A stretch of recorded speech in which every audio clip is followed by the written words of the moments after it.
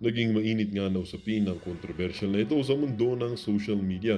Nagbigay ng matinding pahayag si Senator Bato de la Rosa sa isang kamakailang pagdinig ng Senado na naglalaman ng kanyang buo at matinding suporta para sa pamilya Duterte at mga adhikay ng Administrasyong Duterte.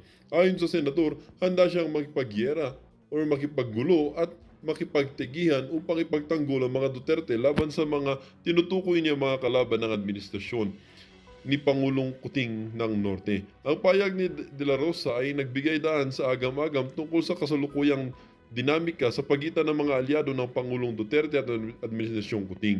Ang mga salitang ito ay dumating sa isang panahon na dumating sa isang panahon na ng tumitindig tensyon sa politika kung saan ang mga miyembro ng pamilya Duterte ay patuloy na nakakaranas ng mga hamon sa kanilang pampulitikong imahe kasama ng mga isyu ng mga akusasyong ng katiwalian at mga kontrobersya sa politika.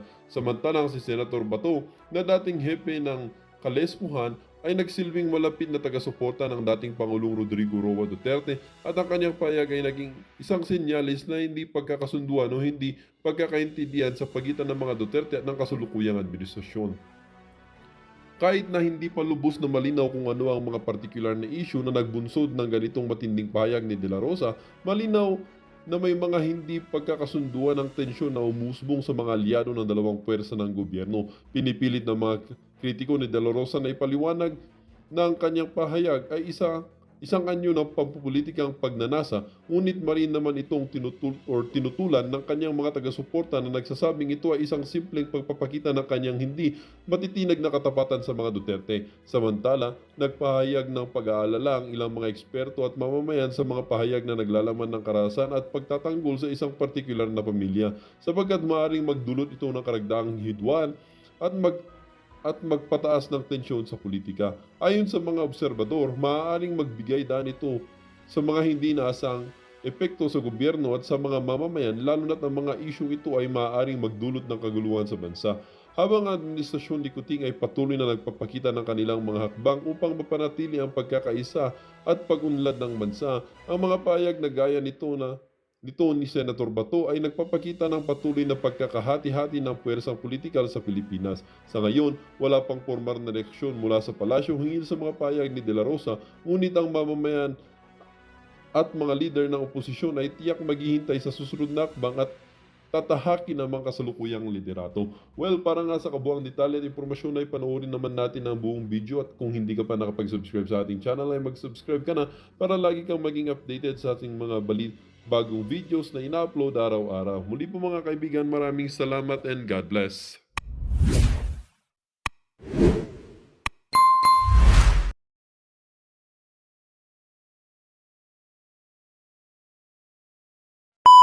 Ni Pangulong Duterte kagabi? Were you able to monitor it, sir? Meron po ba kayong reaction? Isa sa mga sinabi na kung magkakaroon daw po ng pag-aaklas, susuportahan daw niya sa mga militar? But Kasama daw sa? but he was not inciting. Yes, sir. Gusto niya kausapin lang military, di ba? Sabi niya kausapin lang na military, being the ultimate guardian of the Constitution. Kung Yun ho kasing mga sinabi nitong si FPRRD, kinukulayan ho ng mga nasa media kaya siya nanghihikayat ng pagrebelde itong si dating Pangulong Rodrigo Duterte. Sa kahaba-haba ho ng panahon na sinusubaybayan natin itong si dating Digong. Ni isang beses ho mga kababayan, di ho natin narinig na ng himok, ng kaguluhan yan si Tatay Digong. Ano pa nga sinasabi niya? Lahat ng military, punta kayo kay Marcos. Ipa-hair follicles. kung saan dapat na-side sila, kung mag-decide silang gano'n, then Pabilisin ho natin ang pag-ikot ng mga numero dyan sa baba. Pabilisin he ho will natin. support them as far as defending the Constitution is concerned. But sir, as a mayor, anong sinasabi nila? Because the challenge yesterday by the former president is he's challenging the military to, not to support yung adik daw na presidente, sir. It's up for the military. Kung anong desisyon nila, sila nandyan. Yung nagtanong na media, ikaw, suportado mo ba yung adik na presidente? Yung bangag na presidente ba, sir, suportado nyo? Yan ang hirap sa atin eh. Yung mga media na yun, napaghahalata kayo eh. Ano bang gusto nyong marinig kay Senator Bato de la Rosa? Mali yung sinabi nitong si Tatay Digong na dapat itong military, suportahan nila yung kung meron man tayong bangag na presidente. Anak ng tao. It's their call. It's their call kung anong action nila doon. Sa It's kanila their yun. call. Pero hindi ba parang ini-influensahan ng dating Pangulo yung mga militar natin doon sa sinabi niya, sir? Ah, Wala ba kayong mga intelligent question dyan? Ini-impluensyahan? Inaayaan niya lang mag-isip? Tinatanong lang ba niya? Tinatanong lang niya. Kahit nga tayo dito, meron pa nga tayong panawagan dito sa AFP, di ba? Ang tanong lang naman ho dito, simple. Okay lang ho ba sa AFP na bangag ang presidente niyo? Kung okay, ito nung pagkagawa natin. Okay lang naman pala. he's just laying down the options available sa military for them to know for their own consumption. Parang gano'n ang ginawa. Hindi Para, naman to dapat parang- alam niyo. Senator, parang hindi ba ito parang naniningil ng utang na loob dahil nung termino niya, inalaga? Anak ng toko, naniningil ng utang na loob. Nagtatanong lang ang presidente, okay lang ba nabangag ang presidente nyo? Ang commander-in-chief nyo, naniningil na kagad. Naniningil. Binibira yung anak niya. Umaga, hapon, magdamag, binibira si Bibi Sara. Hindi nagsasalita ang AFP, hindi nagsasalita si Tatay Digao, hindi siya nanghihingi ng tulong kung kanino man. Ngayon, naniningil na. Anak ng toko. Hindi naman sa Pambihirang ganun. mga Wala tanong naman yan. siyang ganun klaseng ugali na maniningil. Never yan. Sa dami niyang mga tulong, assistance na naibigay sa akin noon, nung bata pa ako sa serbisyo, hanggang ngayon, I never, pagpapakita ko ng loyalty sa kanya, no, I don't need your loyalty. You just serve the people. Wag mo na akong isipin.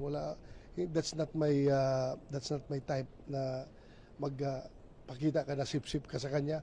The more matuturn off siya sa'yo pag napapakita ka na sip-sip ka. Just Naku do po, your job. ayaw ni Tatay Digao ng mga sip-sip. Paano ba yan? Serve the people, huwag mag-sip-sip. Ayaw pala ni Tatay Digao yung mga sip-sip, no? Naku, yari tayo dyan. Buti na lang, di tayo sip-sip. Why is it important to rally around attorney like VP Sara Duterte? You know, you've been here for days. Just serve the Oh. people. You really believe Just serve the people. One by one. Huwag naman na sabay-sabay. Harapin niya yan. Kung ano pang investigasyon na meron, harapin niya. Basta, yung nga lang, nahahamper yung kanyang trabaho. But anyway, andito na tayo sa sitwasyon na ito. She's willing to face everything that is thrown at her. Senator, sabi reasoning na lang daw ito na parang lahat daw ng staff ni BB na nauuspital. Anong reaction na dito, sir? Anong sabi? Anak ng tao. Lahat daw ng mga tauhan nitong si BP na hospital, reasoning lang. Merong doktor sa House of Representatives, kukuhanan ng BP yan. Kukuhanan ng blood pressure. Pati yun, pati yung blood pressure mo, makikipag-usap ka, sabi mo, bilisan mo yung tibok ng puso mo. Pasikipin mo yung dibdib mo. Kaya niyo bang gawin yun? Anak ng to. Parang dahilan na lang daw ito na lahat nauuspital ng mga staff niya, sir. Hindi ko nakita anong nangyari. Pero nakita ba ninyo kahapon sa hearing na nag-collapse right there and then doon sa hearing yung si Acosta? At pwede palang i-drama yan? Pwede bang i-drama yung pagka-collapse mo? Nakita naman yun, you can judge for yourself. Tingnan yung video. Kung nakikita, nanonood kayo sa hearing, makita mo niya kung doon mismo sa hearing na nag-collapse. So, yung ginawang rason, dapat, lahat na yun, pati yung mga lalaki, nagpa-collapse na doon para dito na makulong lahat. Di ba? Kung yan ang plano. Sige, mag-collapse kayo lahat dyan. Sige, para dito kayo kulong. Pero sir, yung punot dulo nito, parang natakot ba si Ma'am Gina Acosta, kinabahan, bakit nag-collapse? Sino hindi kakabahan yung harap mo, imbestigahan ka ng ganyan at very hostile pa yung mga line of questioning pero masyado pang you can see that for yourself. I need not comment on the way they handle their hearing.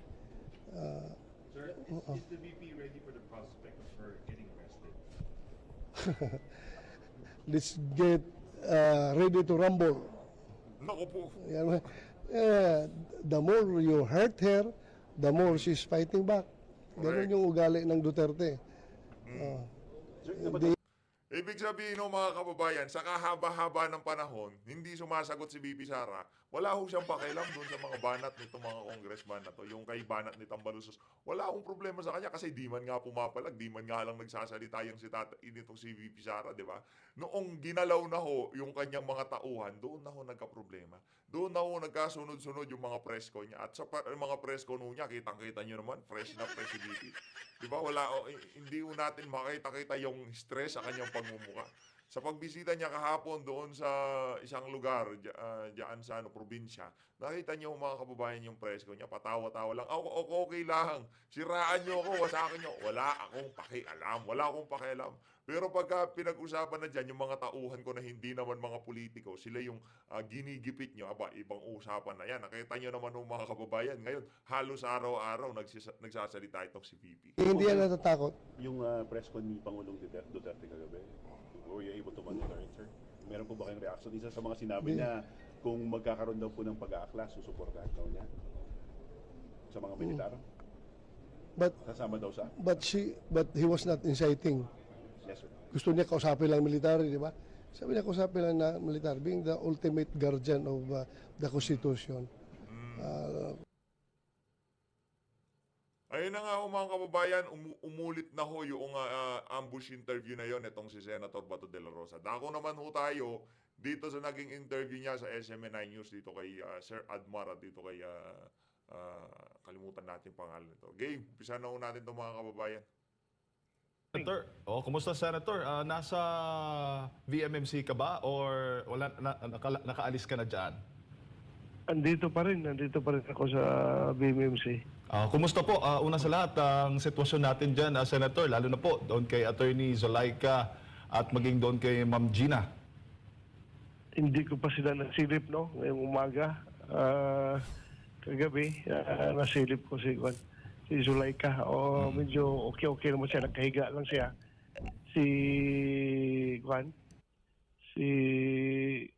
Yung isa ay hindi ko nasilip kanina kagabi. Well, Senator, dahil nga sentro ngayon ng usapin itong mga pahayag ni Vice President Sara Duterte patungkol patungkol dito sa pamahalaan at maging doon sa kasalukuyang namumuno dito nga sa ating bansa. Sa tingin mo ba, Senator, may mali ba sa pahayag na ginawa ni Vice President Sara Duterte? Kaugnay po dito sa kill statement, kumbaga yung revenge plot na sinasabi. Okay. Klaro naman na conditional yung pagkasabi. Kung patayin ninyo ako, ipapatay ko kayo. Di ba? Ganoon naman yung pagkasabi, very conditional. So, nasaan ang threat ngayon dyan? Magkakaroon kayo ng threat kapag pinatay nyo ako. Pero kung hindi nyo ko pinapatay, walang threat sa inyo. Dahil hindi ko kayo ipapatay kung hindi nyo ako pinatay. Diba? Ganoon naman lang pagka simpleng pagka-analyze sa words na yon. Opo, at yun nga ang narinig din ni VP Sara na matapos yung sabihin niya ito, abay kumilos na, all out nga yung government ngayon against her dahil nga is a national threat, no? At presidente mismo ang nababanggit ni VP Sara. Ano naman ho yun mga kababayan, napakasimple lang naman ho nung instruction ni VP Sara kay John Wick di ba? Pagka ginurgur na nila ako, huwag ka titigil, ubusin mo silang lahat, di ba? Ganun ho talaga dapat, hindi pwede yung, hindi naman si Ninoy Aquino, itong si VP Sara. Talagang kakana at kakana. Yung pagka ginalaw nyo yan. Kumbaga ngayon pa lang, dahil siguro umiinit yung mga banta sa kanya, yung mga babala, yung mga nakakakilala sa kanya na ipapatrabaho siya, ilinabas niya na itong litanya na to. Na kung sakaling merong mangyari sa kanya, ilinabas niya Kasi mga kababayan, ano ho yan di ba? Bakit mo ilalabas? Meron na palang order na ganyan. Kumbaga nag-serve yan bilang kung gusto niyo akong galawin, may mangyayari sigurado sa inyo. Kaya huwag niyo akong gagalawin. Ganito na lang, siraan tayo, siraan niyo ako, wasakin niyo ako, walang problema. Pero huwag niyo akong gagalawin. Pagka ginalaw niyo ako, ibang usapan na yon. Kabilang ng dalawang personalidad. Pero sa kanyang parte, kay VP Sara Duterte naman, papaano yung kanyang security naman? Wala ho ba siyang security threat? Ayun nga, kaya nga niya nasabi yun dahil nga tungkol doon sa kanyang threat din sa sarili, no? na meron siyang threat na monitor laban sa kanya. Kaya nasabi niya yun. So, dapat imbestigahan din nila yung threat doon sa pangalawang Pangulo para patas din tayo, di ba? Opo, pero sinasabi po ni VP Sara, parang wala nang kakampi. Wala na siyang pag-asa dito sa pamahalaan. Well, what do you expect? What do you expect? Wala na talaga. Eh, tayo na lang dito, magkakampi, mga kababayan, mga bahay. Wala na tayong maasahan dito. Pero personally, At nanggagaling ho yung mga ganyang klaseng litanya sa isang senador. Wala na tayong magagawa, wala na tayong maaasahan dito, wala na tayong kakampi. Maging itong si Senator Bato de la Rosa, tinanggap na niya sa kanyang sarili na talagang ang administrasyon na to, nakaset ho ang goal nila para wasakin itong si Vice President Sara. Senator, marami ho bang mga attempt na siya'y patayin na ikaw na mismo mo, may idea ka, Senator, dito kay Vice President Sara Duterte para sa kaalaman na rin ating mga kababayan? Mayroong mga impormasyon na si paglabasan nung panahon na lalong-lalo na yung pinatanggal yung kanyang security kasi it gave a window of opportunity for that attempt against her life nung tinanggalan siya ng security. So, may mga ganong information tayong natanggap, no?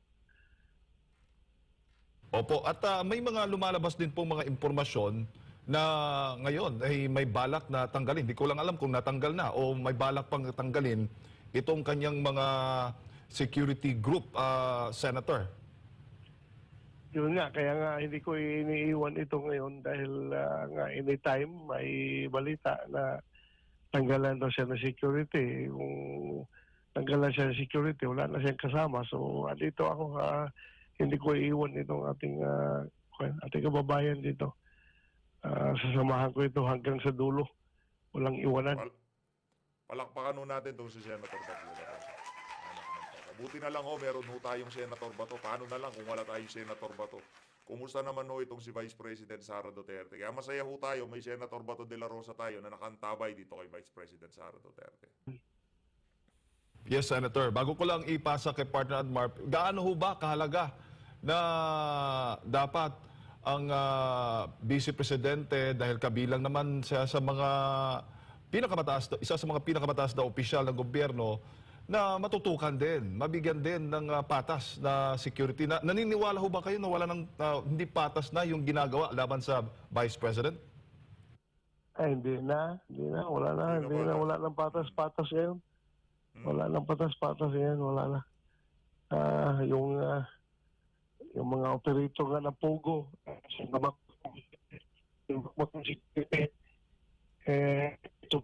pa Vice President, bigyan siya.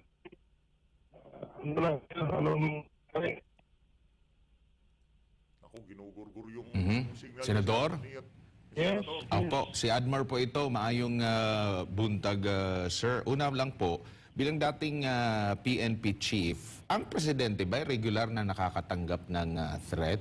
At kung itong pangyayaring ito ay masyado bang exaggerated na talagang parang first time nilang makatanggap ng threat mula sa Pangulo?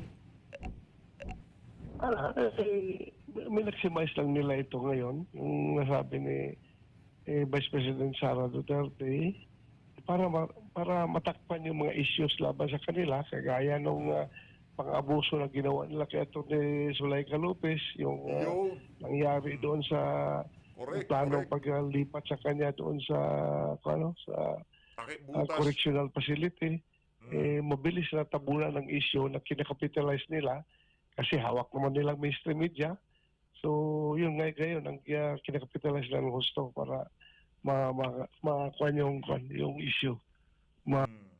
Di ba hindi na pag-usapan yung panggigipit na ginawa dito kay Atty. Zulaika Lopez, no? Dahil doon sa napakandami sinabi ni VP kaugnay doon sa mga envelope, kaugnay sa korupsyon, kaugnay sa pagnanakaw diyan sa House of Representatives, at napakarami pa hong mga anomalya na nangyayari ngayon sa ating pamahalaan. Pero pinakabigyan ho nila ng kulay, pinaka-emphasize ho nila yung kung merong mangyari sa akin, magugurgur kayo.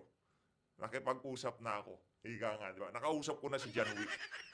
matapunan ng makapag-counter-offensive sila ng issue. Opo, at nabanggit din niya ni Vice President Inday Sara yung mga naratibo kahit na hindi na lumabas sa kanyang bibig, pero yung naratibo ngayon, yun ang inilalabas ng iba't ibang mga opisina ng gobyerno, at the same time, kinukuha ng mainstream media. Yung pabalik-balik na, yung assassin daw, assassin. Never naman nagbanggit si Inday ng assassin, no? Nagbanggit siya na meron siyang taong nakausap. Ano ba naman kung yung tao na nakausap niya na nakwentuhan niya na yan ang plano niya na pag siya pinatay ay papatay rin niya yung mga pinaniwalaan niya na nagpapatay sa kanya. Opo, at dito rin ba yun o ano? Opo. Senador, dito rin natin makikita yung kaibahan sa pag-handle ng mga banta, no? Dahil si dating Pangulong Rodrigo Duterte, maintindihan mo talaga na napakaraming banta kasi marami po siyang binangga talaga. Nandyan yung CPP, NPA, NDF, nandyan yung mga drug lords, mga drugista, mga kriminal, mga oligarchs talaga na pwedeng maglaan ng pondo para siya ay mapuruhan sa kanyang administrasyon po, Senador. Ganun nga, if you can imagine, no? Yung nagkaroon ng pagtipon-tipon noon yung mga drug lord, no? Nagkaroon sila ng summit somewhere doon sa may, Grabe, no? Drug lords. No, nagtipon-tipon sila doon. Gusto nilang trabahuin itong si Tatay Diggs. kaya alaw na nag-put up sila ng bounty para ipatumba si President Duterte. Kaming dalawa ni President Duterte, but we just took it lightly because kaya tayo na sa pwesto. Presidente siya para pangalagaan niya ang buong Pilipinas, secure niya ang buong Pilipinas. Bakit pa siya mag-uuri sa sarili niya security na kaya naman yung bantayan yung sarili niya. So, gano'n lang po ang pagtingin sitwasyon. Unless kung running ka sa iyong sarili, kung magyari, kung magpapanik ka, lahat na lang i-activate mo lahat ng mga pwede mong i-activate para masiguro yung buhay mo. Opo, at ang pangalawa sa pinakamataas na opisyal sa buong Pilipinas, the same time may pinakamaraming boto nung naihayag din niya na meron siyang banta, umabot pa sa punto na nabanggit din niya na nag-casing sa mismong pamamahay niya. Tila hindi ganito yung naging tugon ng iba't ibang ahensya ng ating pamahalaan na Senador. Unlike ngayon na ang kanya namang nabanggit kung papatayin ako, yun nga, nabanggit mo rin nga kanina, Senador. Yun nga, yun ang pagkakaiba. Yun ang pagkakaiba sa kasi wala tinahawak ang gobyerno, sila man ang may hawak ng gobyerno. So they can utilize all available resources at their disposal para aksyonan itong kanilang conditional threat na gusto nila gawing active threat ko, no? Ma-activate yung threat na yan kapag pinatay nyo si BP. Yun, active na yun. Pero pag hindi nyo pinapatay, anong threat na meron kayo? Wala naman. Bulga. Ano lang, yung threat lang nila, yung kapraningan nila, Senator Bato. Narinig lang nila yung Tamba, Lisa, at itong si Marcos Jr. Pag kami mangyari sa akin, may tatrabaho sa inyo. Kinabahan na ho sila. Di na nakatulog tong si Marcos Jr. Tulong, bulga na to. Kapraning Panghuraw. talaga. Huraw na to. Para di ko nyo patsyon. Yun ang ibig sabihin ba? Hurawon ta mo para dili minimum patsyon. Bibigyan kita ng warning para hindi nyo ako mapatay. Yun ang purpose doon. Ito pong mga kumakalat ngayon. Wala pa hong 3 segundo. 1, 2, 3. Pindot na. Napakadali Ng lang. mga balita po na tatanggalin o di kaya i-deactivate yung VPSPG. Ito po ba ay may tuturing din na banta sa pangalawang Pangulo? Kasi nga, nabanggit na rin niya ito na gusto niya yung magbantay sa kanya, yung mga trusted talaga. Now ngayon, kung ito man ay totoo, andyan yung possible ba na banta, Senador? Ano pa? hindi ka man matituritin kung mawala ka ng security, no?